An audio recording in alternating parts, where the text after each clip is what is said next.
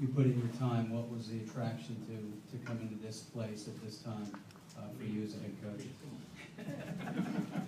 I think one of the things that really attracted me to this job was what Coach Fran had done here.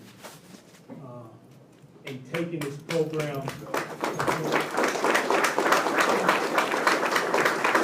really taking this program from an FBS program to where it is now. And that's a hard thing to do. I mean, people don't realize that's a really hard thing to do. And for him to do it and have the success that he had, it really made it attractive to me. And then obviously, when I was called about the job, I demanded one thing right off the bat, and I demanded a phone call from Larry. And I said, tell me why me? And that was the phone call. We had about a 45-minute conversation. And in that conversation, I hung up the phone and I said, I want that job. And because I talked to him, and then when I got in the room with the committee and Dr. Trout and Dr. Smith and the people in that room, it was a no-brainer for me. It was a no-brainer. And I'm excited. People say, well, I've heard this term, but it's a gold mine. It's a gold mine. People know about this place. This place isn't a hidden gem. People know. People know. Mac Brown said, he had a ton of coaches calling wanting to be assistants here. Not just because of me, but because of this place. And I think that's what's important.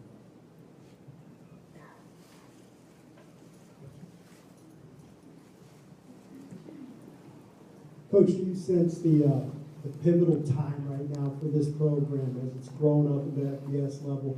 And how much does that fuel you as you take the job? Well, hey, it fuels me a lot. I think it's important to know where we are in the Sun Belt. I heard one statement a lot in that interview, and it came from our president. It said, "I want to win the Sun Belt."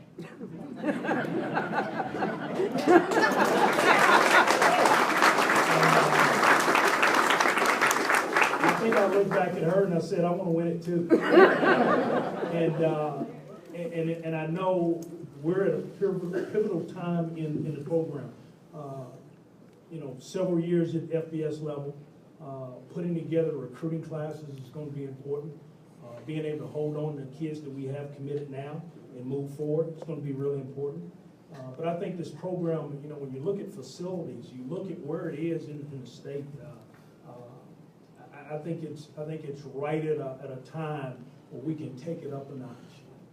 But we've got to start now, and we've got to go to work really fast. Sorry about the delay. You've been in Texas, but it's such a hotbed for recruiting. Yeah. Tell me about your connections to the high school programs in the state. Well, Larry mentioned about Mr. Rutledge and my time here in Texas back in 1998 through 2000. I had a chance to be around a bunch of really good high school football coaches. And I believe the best coaches in the country work in the state of Texas, the best high school football coaches. I've been a speaker at the Angelo Clinic twice, and it's been the most terrifying time of my life to stand up there on that stage and be talking to high school coaches that I said, those guys probably know more than me. And I'm at the University of Texas, and I'm at Ohio State, whatever, and I'm going, those guys are really sharp. So I think it's really important. My connections in the state run deep. I think I told the committee in 1998, Mac Brown's first recruiting class, we signed 18 kids. I had my hand in on 6 of them. And all the way down to Texas City up to Longview, Texas. I was on the road an awful lot, but it reaped the benefits of kind of what started the foundation of Texas in the 2000s. And I'm really proud of that. I told Larry and the committee I was not born here, but I was dipped. I was dipped in Texas. So I'm excited about getting around and getting to meet and getting to see some of the high school coaches. And one thing that I've always felt comfortable with in the state of Texas is sitting down and talking football with the high school coaches here. It's unbelievable. And it brings back a level of excitement for me that I haven't had in a while. When it comes to visiting with high school coaches, I'm excited. Coach Larry mentioned that he needed a search committee to find you, that you were on nobody's radar. Did it feel that way to you, that you were kind of off the radar? And I'm wondering if you could talk about going back to a lower level of football to be a head coach. Well, I'll go back, and I told this to the committee when I interviewed the other day. When I was at North Carolina in I think 2010, 2009, I got a phone call from Urban Meyer. Charlie Strong had just left Florida to go to Louisville as the head football coach. And Urban we talked about me coming to be the defense coordinator at Florida. Didn't work out. I stayed in North Carolina. Obviously, I was the interim head coach. Urban was out of football the year I was the interim head coach. He did one of our games. He did our Clemson game when I was in North Carolina. We got a chance to spend some time together on the phone and really after the game. And he told me at that time, he said, he said, I'm going to take the job at Ohio State. He said, I want you to come and be the assistant head coach, defensive coordinator, co-defensive coordinator. He said, you're going to stay here 2 years and then you're going to get your head coach again. I said, okay. So, the plan kind of worked. Now, obviously, you go, well, why do you go down to FCS? I don't know if you guys have ever been to James Madison.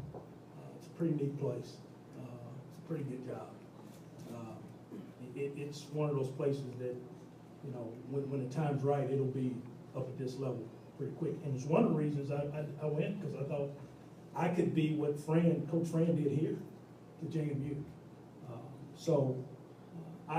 Going back and doing that to be a head coach, it was I on nobody's, on other people's radar.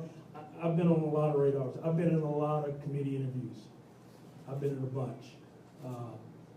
And this one just felt right. This one was the right fit. Coach, have you seen any more of a more beautiful campus in all your travels?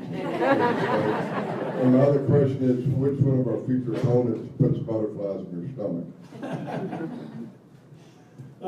No, I haven't seen a more beautiful campus. I can't wait to go get that. They tell me they're out there on that river right now. I wish I could kind of get out there with them right now. But no, this is a beautiful campus. When I was in Austin, we used to travel down here all the time just to be around campus. Such a beautiful campus. Future opponents, the only opponent we have is the one in the mirror. And that's the only opponent we have. And that's how I treat it. We're going to train to a level as a football team. Whenever we walk out, I don't know if you have smoke or whatever. When we walk through the smoke and we look across the field, the expectation is we're going to win the game. And the only way to do that,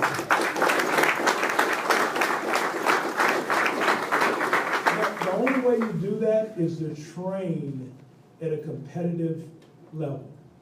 And that's every day, and competing every day as a football program. And that's coaches competing, that's players competing, that's everything. So again, I don't ever look at who we play very much, who's on the schedule. Obviously you get to that, but we don't even, during game week, we never talk about our opponent. We talk about us. We talk about how good we can be. If we're at our competitive best, then we're gonna have a chance to win. And that's all we worry about. Just one more for you. Talk about your staff a little bit. Who you have in mind from here? Do you have in mind to keep that's already here, or what you have in mind? Well, I'm a little early in that process right now. I know there's a couple guys on our staff that I'm really interested in. I will tell you guys this, and I told the search committee this. In the last 2 years of James Madison, I've lost 4 offensive coordinators to FBS schools. So I must be hiring the right guys. I've had 2 go be FBS coordinators, really 3 go FBS coordinators, and 1 go to a Power 5 school as a position coach in the last 2 years. I think you do your due diligence. I'm gonna take my time. I wanna make sure I get the right fit. I think what's important is getting coaches in here that are gonna follow the plan. We've got a plan, and it's a plan to win. And the coaches have to fit that. Again, I'm into guys that are very energetic. Here's what you'll find out. I want our kids to be able to walk into that beautiful complex over there. That's one of the best looking complexes in college football, okay? I want them to walk into that building and not have to worry about going to see their position coach if they got a problem.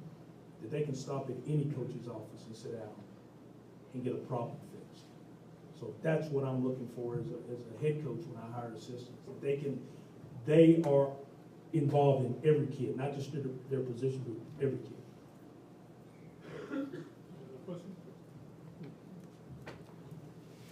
How do you plan on getting our trust? Working hard every single day. Where you guys are involved, we'll have a lot of frank conversations. I'm into honesty, and I'm into, what I was saying, act like a man, be treated like a man. And that's one of the things that we do every day. We talk about, acting like men every day. And to me, I think that's really important. But trust has to be earned. Trust has to be earned on both ends. It has to be earned. And that's going to be really, really important for me. I'm excited, man. I'm excited. I see a bunch of you guys. You look good, man. I saw a bunch of you out there. I saw a bunch of you out there running around. It must have been a press conference today. You're out there working out today. It must have been a press conference. So I get it. I understand it. No, I really take that serious. That first 30 days is really important for me. Really, really important for me. And you don't get it in 30 days, but you started in 30 days. And I've seen it work. Here's what I tell everybody, and it's kind of arrogant, but I tell everybody, I've got a plan and it's infallible.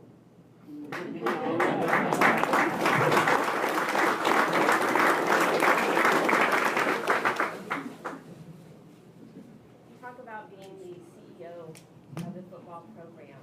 What experience or what kind of plans do you have about engaging the student body to come and be supportive? I mean, we look at our stadium, it's beautiful, and all that we have, but we got 38,000 students here. We need them here on Saturdays. Have to get them here. I was last night, I don't know, me and my wife, we were sitting around, I said, I want to have the best student appreciation day this spring in college football. And I want to have it where we have it out there doing spring practice on a Saturday scrimmage where we got over 12,000 students out there on that field. Not in the stands. I don't care about you sitting in the stands. You're going to be on the field. And if you want to come out and be the running back in practice, you get a chance to go out and be the running back in practice. If you want to be the quarterback in practice, you can be the quarterback in practice. So my goal is to have the biggest and most elaborate student appreciation day for spring practice in college football history. Can that happen? We're going to shoot for it. We're going to shoot for it. Here's what I believe about, I think there has to be some inclusion. I think our student athletes and our students on campus have to be intertwined. Everybody's got to be together. They've got to know our football players, not just out here with helmets and shoulder pads on. Okay, they've got to know them. You sit with them in class, but you don't know them. How do you get them engaged in one another? I think that's really important. I ride my bike on campus. I eat in the dorm. I eat in the dining halls. Our coaches will be on campus and they'll eat in the dining halls. Why? Because we want to engage with the student body. I think it's really important that happens. And it can't be we work in that building and we never come on campus. We have to be on campus. And our players have to be known on campus. Not just as football players, but as good students on campus and good people. So that's important to me. So that's really job one as a head football coach and a CEO. How do you get the fan base and the students on your campus engaged? With the big weekend in San Antonio, the All-American Bowl, high school players all over the country, and then later on that afternoon they have the HB Bowl. There's gonna be over a couple of hundred, and 1,000, I'm sure, coaches just like myself looking to pick up players. We all be saying, hey, representatives, let's go take a look at some of that. It's a dead period. It's a dead period, so we can't actually be, involved in much of that. But there'll be guys that we know about. Here's what I'll tell you. In recruiting for 2016, if you don't have them identified by now, you're late.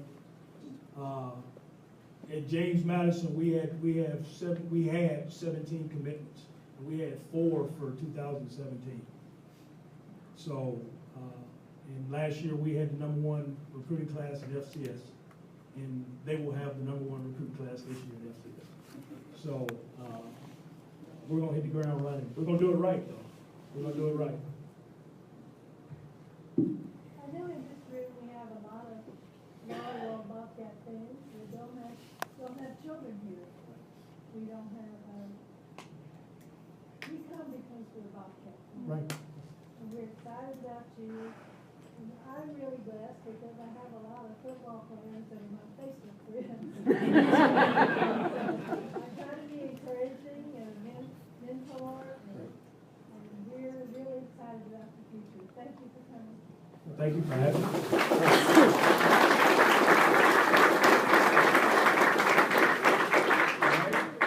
Again, thank you guys. I'm ready to get started. It's a great day. I think I'm gonna do this right, I believe. I